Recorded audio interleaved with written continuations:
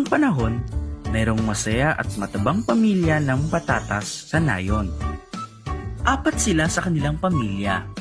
Ang nanay, tatay, si Bill at Jill. Araw-araw, ang tatay na patatas ay nagtuturo. Ang nanay ay gumagawa ng gamot habang inaalagaan sina Bill at Jill.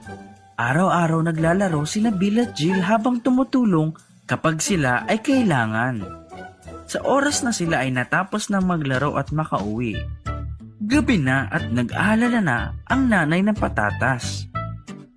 Isang araw, lumabas sina Bill at Jill para maglaro. Napagod sila at nalaglag sa isang basket ng gulay. Nasa loob ay isang malaking talong kung saan tinapon sila palabas sa basket. Itong basket na ito ay para sa talong lamang, hindi para sa inyo. Umiyak sina Bill at Jill sa lupa dahil tinapon sila ng talong. Hindi namin alam na sa inyo itong lugar na ito. Haha, ano bang alam ninyo? Kasing tangkad nyo ba ako para malaman ninyo ang mga ito? Alis, humanap kayo ng ibang lugar. Bill, iabot mo sa akin ang iyong kamay at tulungan mo ako.